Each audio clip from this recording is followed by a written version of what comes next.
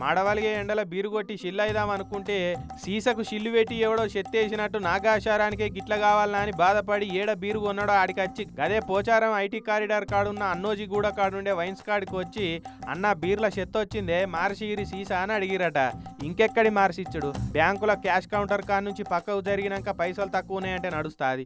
అట్లనే బారు వైన్సులలో పోయి బాటిల్ కొన్నాక చెత్త వచ్చిందంటే తీసుకొని వేరే తీస్తారు. ఇయ్యరు కదా, అల్లికి అల్లి సున్నకు సున్నా. ఆ కంపెనీడు కానరాడు, అమ్మినోళ్ళు మాకేం తెలియదు అంటారు. మరి ఎవరిని అడగాలి? పుసుక్కున చూడకుండా సీల్ తీస్తేనేమో అగో సీల్ తీసిరు కదా మాకేం సంబంధం అని అంటారు. తీయకుండా వట్టుకొచ్చి చూపెడితే కంపెనీలే కారణం అంటారు. ఇట్లా ఇక కొనుక్కున్నోళ్ళదే గర్జన్నట్టు ఉంటుంది ఈ వైన్సోళ్ళ కథ. తాగేటోళ్ళంతా నెరి ఎర్రిపప్ప లెక్కనే అవుపడుతున్నట్టు కొడుతున్నారా ఎట్లా ఈ వైన్సోళ్ళకైనా తయారు చేసే కంపెనీలకైనా సర్కారోళ్ళకైనా. కానీ మందుబాబులంతా మునుపటి లెక్క లేరు. ఇచ్చింది తీసుకపోయి తాగుడు కాదు ఇదేందని ప్రశ్నించే గొంతులు కూడా తయారవుతున్నాయి. వాళ్ళల్లో కూడా చైతన్యం పెరుగుతున్నది. శంషలు చెత్త చెదారేలేసి అమ్మినా సప్పుడు కాకుండా వెళ్ళిపోతారేమో అనుకునేరు. ఉద్యమాలే లేస్తాయి అని వార్నింగ్ ఇస్తున్నారట.